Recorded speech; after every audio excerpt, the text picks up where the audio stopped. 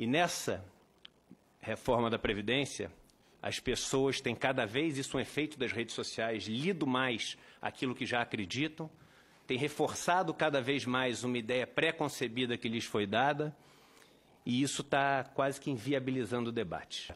É bom começar de uma análise simples para as pessoas compreenderem o seguinte: o déficit acontece porque o Brasil não cresceu.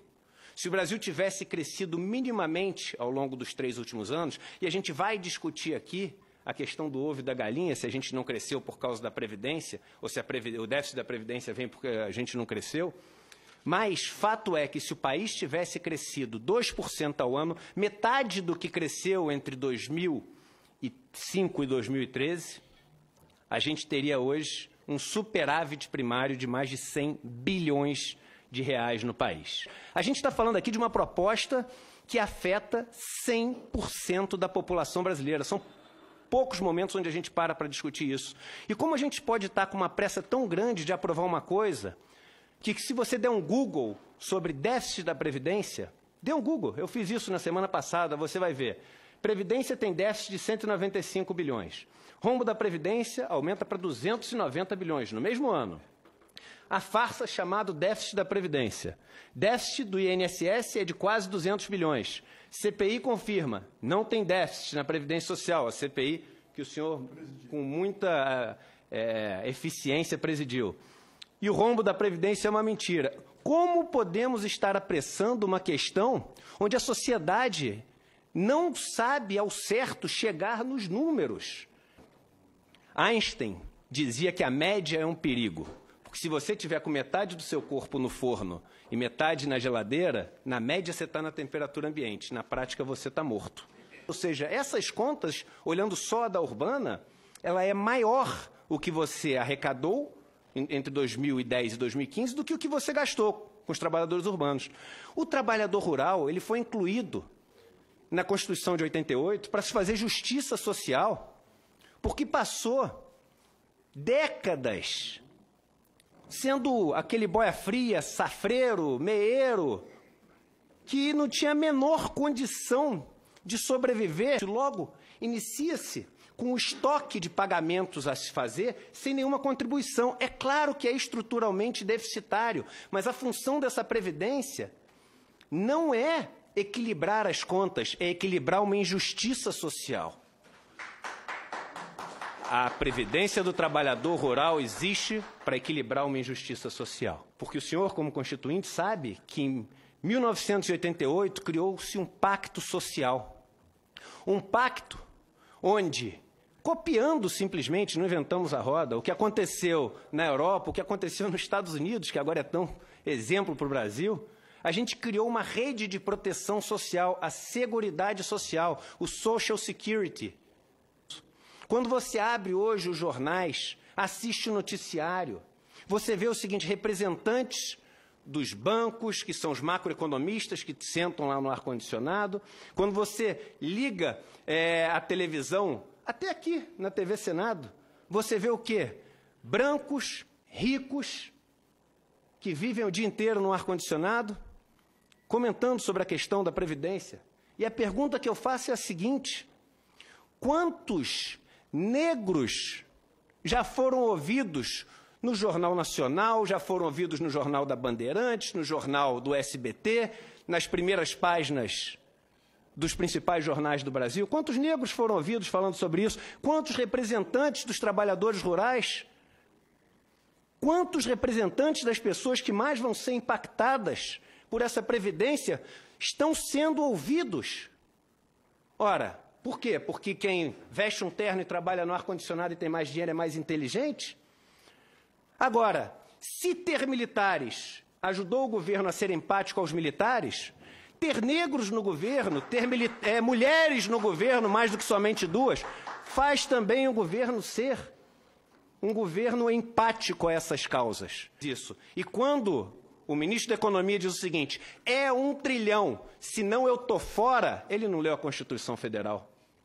Porque ele não pode colocar o país numa questão que constitucionalmente exige o debate com todas as classes, ele não pode colocar um país contra a parede. Se a gente tivesse, hipoteticamente, isso aqui não é necessariamente uma sugestão, mas um fundo onde todo o superávit que a gente teve nessa conta que a gente fez na Constituição tivesse sido guardado e atualizado, quando a gente teve uma recessão no país, a gente ia olhar para esse fundo e ia ter mais de R$1 trilhão nesse fundo. E esse fundo amorteceria um movimento de crise, porque todos os países passam por crise. Só que não. Todas as vezes que o sistema de seguridade social teve um superávit, esse superávit foi gasto. Onde foi gasto a maior parte dele? Com juros da dívida, ou para financiar outros regimes, como o regime próprio. E aí, no primeiro ano que tem déficit, a gente fala o seguinte, olha, vamos mudar todas as regras e cortar. Que país é esse que quando tem sobra, gasta, e quando tem falta, corta? E aí eu faço uma pergunta. Se é estruturalmente deficitária, por que criaram a DRU, a DRU, que é o mecanismo de desvinculação de receitas da União, que hoje tira até 30% das contribuições sociais, as não previdenciárias? Como é que você cria uma coisa que desvincula receitas de uma coisa que dá prejuízo? É claro que sempre deu superávit. E é onde estão aqueles privilégios que os jornais adoram falar, do sujeito que se aposentou com 30 mil, 40 mil. E aí um ponto interessante, essa injustiça já foi corrigida em 2013, porque desde 2013 o servidor público não pode se aposentar com valor acima do teto, aquele que entrou no sistema depois de 2013. Estão colocando a população com ódio do servidor público.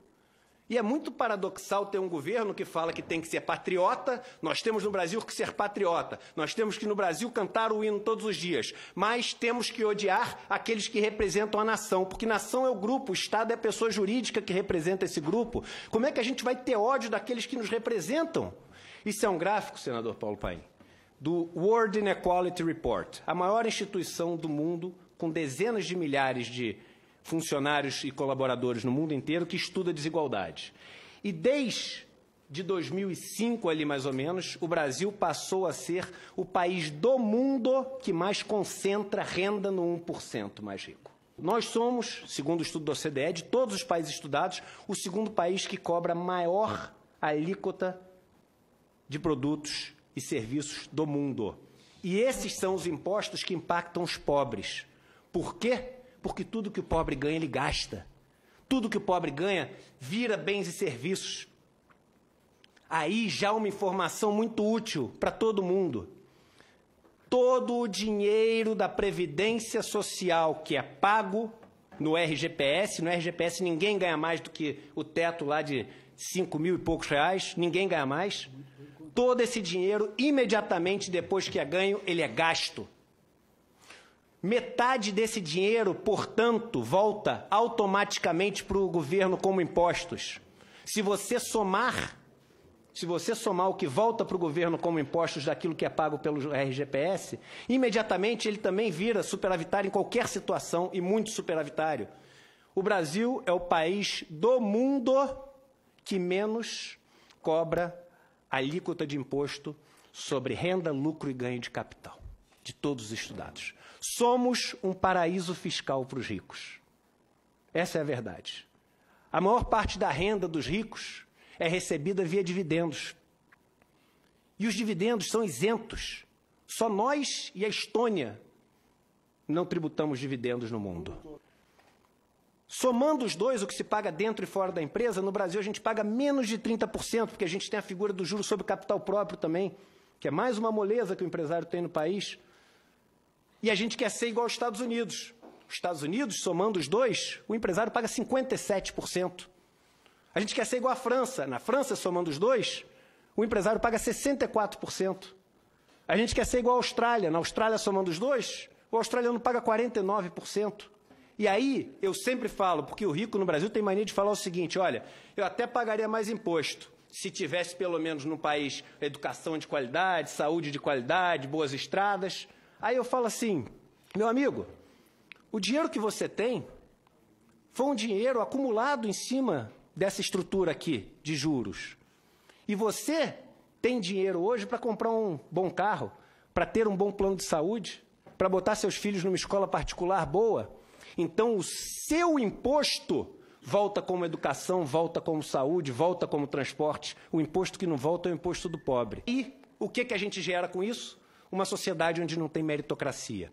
Esse é um estudo da OCDE que mostra o seguinte: se você nasce nos 10% mais pobres do Brasil, quantas gerações demora até um descendente chegar na renda média do país? O Brasil é o vice-campeão mundial. Demoram 9 gerações, 225 anos até alguém nascer. Ou seja, no Brasil, se você nasceu pobre, você vai ser pobre. Senador, não sei se o senhor sabe, mas em quase 4 mil municípios do Brasil, a receita dos benefícios da Previdência, só do RGPS, são maiores do que o Fundo de Participação dos Municípios, o FPM. Se eles pararem de ter isso, esses municípios quebram. O grupo que tem o BPC vive a mais com qualidade, expectativa de anos de vida saudáveis. Os homens vivem 1 ano a mais, as mulheres 4 anos a mais. Logo, cortar o BPC significa, essa é a matemática, cortar esses anos a mais. E cortar anos de vida significa o quê, senador Paulo Paim? Significa matar, não tem outra palavra.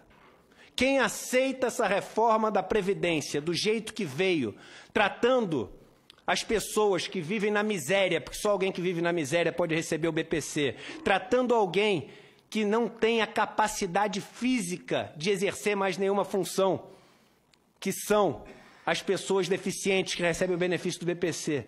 Quem trata isso como número e aprova, sem nenhum comentário, essa reforma da Previdência, tem as mãos sujas de sangue, não tem outra palavra para falar. Está matando brasileiros. Portanto, eu e o estudo, eu tenho aqui o estudo, não vou ler o último parágrafo, porque sei que já passei do meu tempo. O estudo é muito claro e eu posso afirmar com toda certeza: a reforma da Previdência proposta pelo novo governo é racista. Só existe um país que cresceu muito mais que o Chile ao longo dos últimos 10 anos na América Latina. O senhor sabe qual foi? Foi a Bolívia. Você sabe o que a Bolívia fez em 2010? Ela aprovou uma lei reestatizando a Previdência Social que tinha sido privatizada, fazendo a idade mínima cair de 65 anos para 58 anos, fazendo com que as mulheres tivessem o direito de se aposentar 1 ano a menos para cada filho que tivessem, limitado a 3 filhos, fazendo com que os operários das minas pudessem diminuir a idade mínima de aposentadoria em 1 ano para cada 2 anos trabalhados. E sabe o que aconteceu com a Bolívia durante esse tempo? Que caos, né? Quebrou. Se fez isso, que é o contrário do que a gente está fazendo, quebrou. Pois bem, se nos últimos 10 anos o Chile cresceu 34% o seu PIB, a Bolívia cresceu 62% o seu PIB, foi o país que mais cresceu na América Latina, distribuindo riqueza. A lógica é, e esse exemplo que eu dei da Bolívia mostra isso, a lógica é, um país com tecido social frágil precisa de uma proteção social forte. Quando, hoje em dia, um banco vai quebrar, ele recorre a quem? Ao Estado. E aí ele tem um PROER, e não acontece no Brasil só. Nos Estados Unidos, quando os bancos quebraram, recorreram também ao Estado. Quando um empresário tem dívidas enormes, ele recorre a quem? Ao Estado, com o refinanciamento das suas dívidas através do refis. O rico vai sempre continuar podendo recorrer ao Estado. É o famoso capitalismo dos ganhos e socialismo das perdas. Eu acho, senador, que acabou o tempo em que a gente se orgulha de ter um país onde as 2 pessoas mais ricas, um é banqueiro, o outro produz cerveja. Um país desse não valoriza a criação de riqueza, porque nenhum nem outro produzem riqueza para o país para ser dividida. A solução desse país, Frei Davi, ela é muito simples. Ela envolve dar riqueza para que as pessoas tenham o mínimo para também produzir riqueza. Ela envolve quebrar a relação de dependência que o pobre tem, de só poder gerar riqueza quando alguém o permite, porque o dinheiro que ele pega emprestado custa 400%, 300% ao ano, e é impossível gerar mais riqueza do que isso, para você poder pegar esse dinheiro com o propósito de gerar riqueza. Já que tem se falado tanto em Deus, em homenagem ao Frei Davi, uma passagem do Novo Testamento de Mateus, onde no capítulo 6, Jesus diz o seguinte, Frei Davi: é impossível servir a dois senhores, porque se você servir a dois senhores, você amará um e odiará o outro. Você vai se dedicar a um e desprezar o outro. Vocês não podem, e quando eu digo vocês, é a Bíblia que diz, servir a Deus e ao dinheiro. E eu acredito, senador, que todos nascem iguais. Ninguém nasce um grande homem. Ninguém.